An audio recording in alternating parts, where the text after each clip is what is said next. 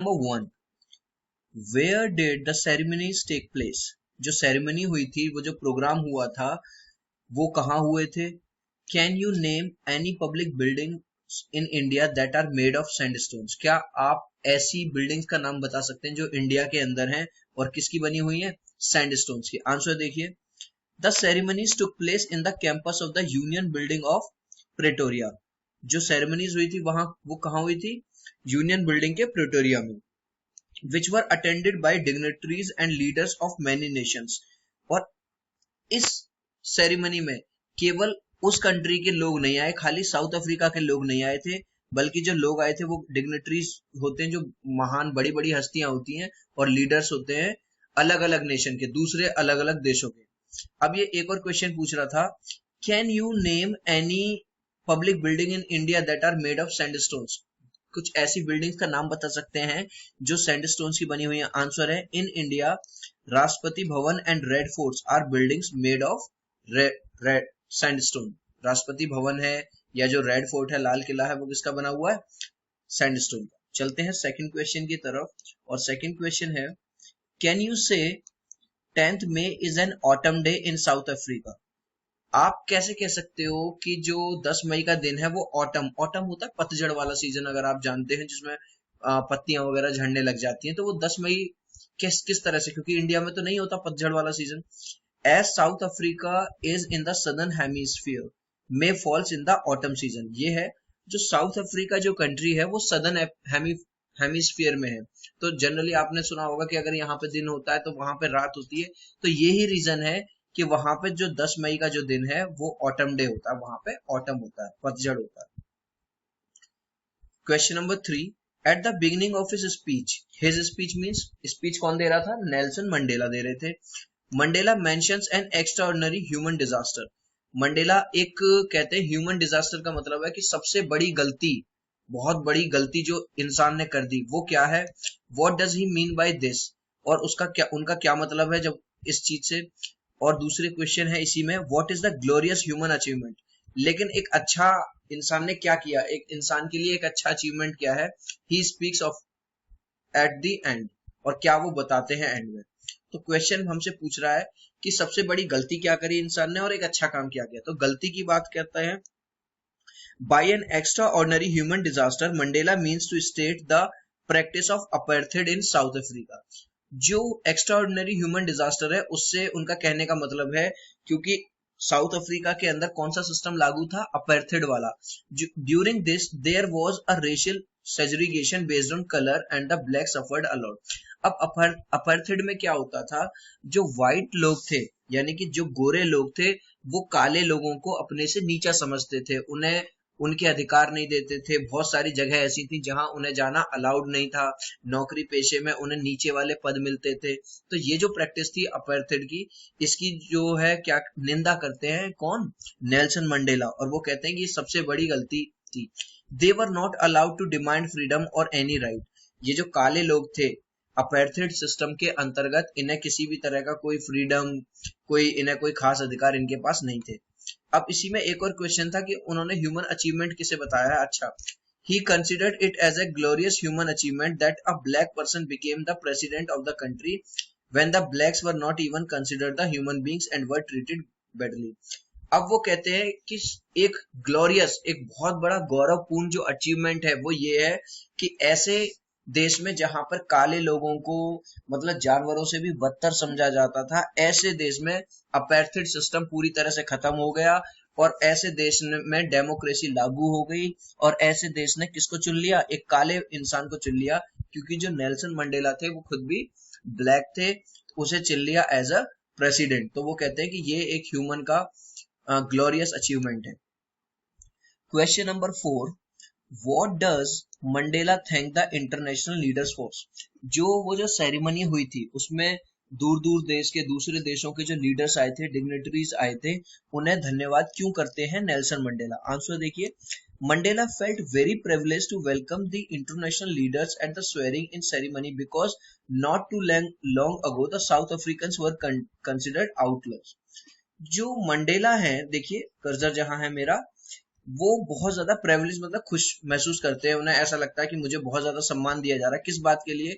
क्योंकि जो international leaders आए, भाई जब वो स्वेरिंग स्वेरिंग का मतलब है जिस दिन उन्हें कसम लेनी थी, होता है ना जब प्रधानमंत्री बनते हैं या राष्ट्रपति बनते हैं तो कसम लेनी होती है in ceremony, because not too long ago, क्योंकि काफी अभी उस टाइम को ज्यादा समय नहीं हुआ था, the south African were considered outlaws. अब देखो आउटलॉज का मतलब आपको समझना है, क्योंकि साउथ अफ्रीका के अंदर कौन सा सिस्टम लागू हो गया था? अपेर्थेड, जिसमें काले लोगों को खराब समझा जा रहा था, गोरे लोगों को बढ़िया समझा जा रहा था। इस सिस्टम होने की वजह से, क्योंकि ये गलत नीति थी इनकी, काफी सारे देशों ने, दूसरे देशों ने साउथ अफ्रीका के साथ अपने रिश्ते तोड़ लिए थे। इसलिए ही thus thanks all of them for having come to witness the historical ceremony.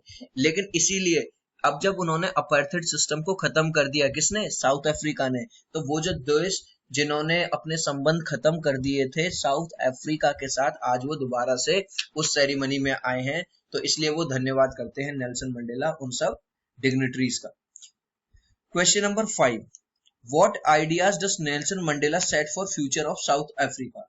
कौन कौन से आइडियल्स, कौन कौन से आदर्श हैं जो वो चाहते हैं कि जो साउथ अफ्रीका में जो आगे चलने वाली जो पीढ़ी हो वो इन आदर्श को फॉलो करे, इन आइडियल्स को?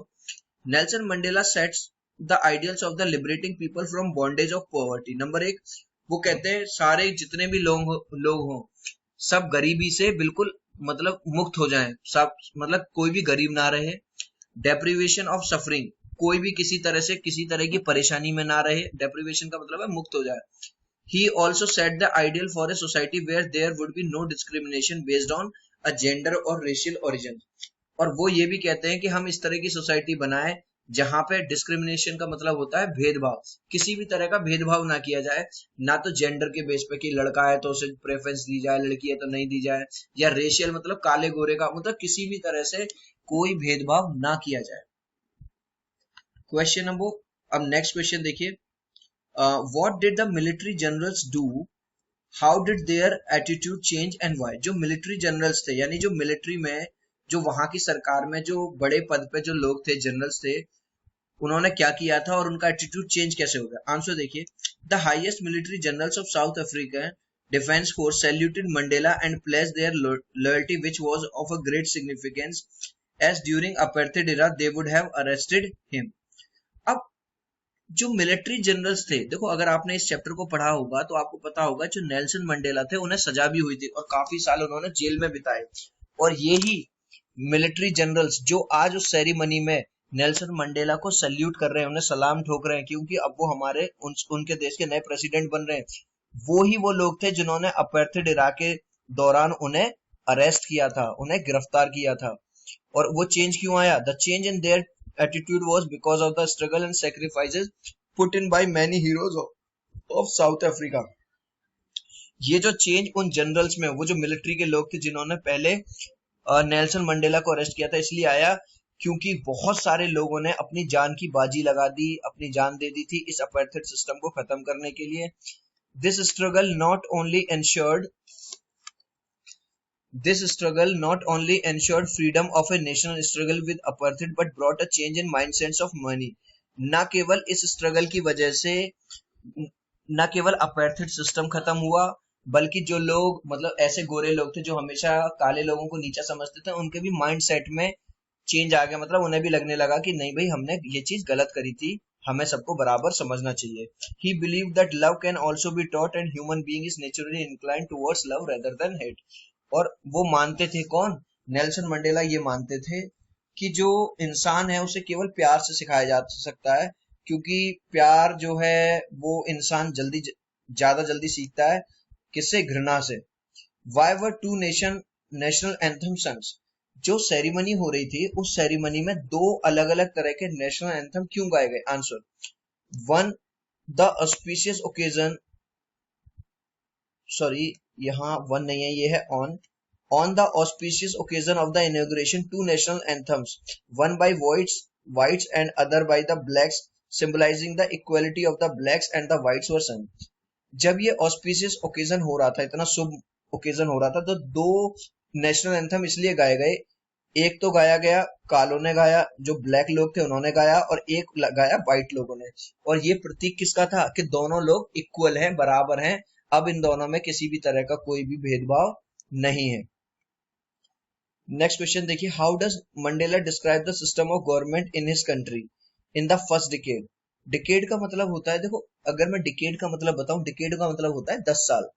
तो वो पहले डिकेड में, पहले दशक में जो सिस्टम था गवर्नमेंट का उनके यहाँ कैसा था, आंसर देखिए। In the first decade of the country the whites erected a system of racial domination against the blacks, thus creating the basis of one of the harshest and most inhumane society the world had ever known। अगर वो पहले decade की बात करें तो जो गोरे लोग थे उन्होंने एक ऐसा सिस्टम बना दिया था जिसमें क्या होता था, मतलब वन ऑफ द हार्शेस्ट, मतलब इतना खराब, इतना क्रूअल, जिसमें केवल जो गोरे लोग थे उन्हें ऊंचा समझा जाता था और काले लोगों को खराब। अब इसी के अंदर अगर जो सेकंड पार्ट है वो देखिए, in the final decade of the 20th century. अब वो बताते हैं कि जो 20th सेंचुरी का जो फाइनल डिकेड है उस वो सिस्टम कैसा था, आंसर देखिए। In the final decade of the 20th century, the previous system had been overturned and replaced by the recognized rights and freedom of all people regardless of their skin। जो दूसरा दशक आया जिसमें Nelson Mandela president बने, उस system ने क्या कर दिया, पुराने सिस्टम को पूरी तरह से खत्म कर दिया कि भाई हर इंसान बराबर है, चाहे उसका कोई भी कलर हो, कोई भी उसकी जाति हो, कुछ भी हो, है ना, मेल हो फीमेल हो, सब बराबर है। What does courage mean to Mandela. Courage से जो मंडेला का मतलब क्या, answer. For Mandela courage does not mean the absence of fear but a victory over fear. Courage से जो मतलब है मंडेला का वो ये नहीं है कि कोई इंसान डरे ही ना, उनका मतलब है विक्ट्री ओवर फियर, ताकि वो अपने डर के ऊपर जीत पाले। According to him brave man need not to be fearless but should be able to conquer fear. Nelson Mandela के अनुसार जो फियरलेस आदमी होता है, निडर, ऐसा नहीं है कि उसे डर नहीं लगता, वो उसे या उसमें डर नहीं होता, होता है, लेकिन उसके अंदर एक क्वालिटी होती है कि कन्क्वर कर लेता है, अपने डर को वो जीत लेता है। हो सकता है माउंटेन ड्यू पीता हो, डर के आगे जीत है। चलिए next, what twin obligation does Mandela mentions. ऐसे दो कौन कौन से ऑब्लिगेशन हैं, ऑब्लिगेशन का मतलब है ऐसे दो जरूरी काम कौन कौन से हैं जो करने ही चाहिए हर पर्सन को, जो मंडेला बताता है। Number 1, Mandela mentions that every man has twin obligation. दो ऑब्लिगेशन होते हैं। Number 1, the first is to his, पहला तो है अपनी फैमिली के लिए, पेरेंट्स के लिए, वाइफ के लिए, बच्चों के लिए। और दूसरा है the second obligation is to his people, यानी कि पहला तो अपने पर्सनल परिवार के लिए, ब्लड रिलेटिव्स के लिए, चाहे मम्मी पापा, भाई बहन, बच्चे बीवी, और दूसरा उसके अपने लोगों के लिए, उसकी कम्युनिटी के लिए और उसके देश के लिए। नेक्स्ट क्वेश्चन देखिए, what did being free mean to Mandela as a boy and as a student? How does the contrast these transitory freedoms with the basic and honorable freedoms? तो ये जो क्वेश्चन है इसमें बताया हुआ है कि जब वो छोटे थे तो वो समझते थे बस एक अच्छा जीवन बिताना ही बढ़िया रहेगा, लेकिन जब जैसे ही वो एडल्ट हो जाते हैं, बड़े हो जाते हैं, उन्हें समझ में आ जाता है नहीं यार ऐसा कुछ भी नहीं है, जो जीवन है परेशानियों से भरा हुआ है और हर इंसान को अपना पैसा कमाना पड़ता है अपना घर चलाने के लिए। क्वेश्चन नंबर, ये देखो, does Mandela think the oppressor is free, why not. Oppressor होता है जो किसी पे जुल्म करे, अत्याचार करे, तो मंडेला को ऐसा नहीं लगता जो ऑपरेसर है वो भी फ्री नहीं है। क्यों? क्योंकि उसे बहुत सारी चीजों का सामना करना पड़ता है, उसे प्रिजुडाइज, मतलब जाहिर सी बात है, जैसे कोई कोई आदमी अगर किसी के गलत करेगा तो लोग उसे घृणा करेंगे। और he realises that both the oppressor and the oppressed are robbed of their humanity and peace. और नेल्सन मंडेला कहते हैं कि चाहे अत्याचार करने वाला हो, अत्याचारी हो, या जिस पर अत्याचार हो रहा है, दोनों दोनों को ही नुकसान होता है, क्योंकि दोनों की ह्यूमैनिटी, दोनों की पीस भंग होती है। सो ये जो क्वेश्चन आंसर थे, आई होप क्वेश्चन आंसर पढ़ने के साथ साथ आपको चैप्टर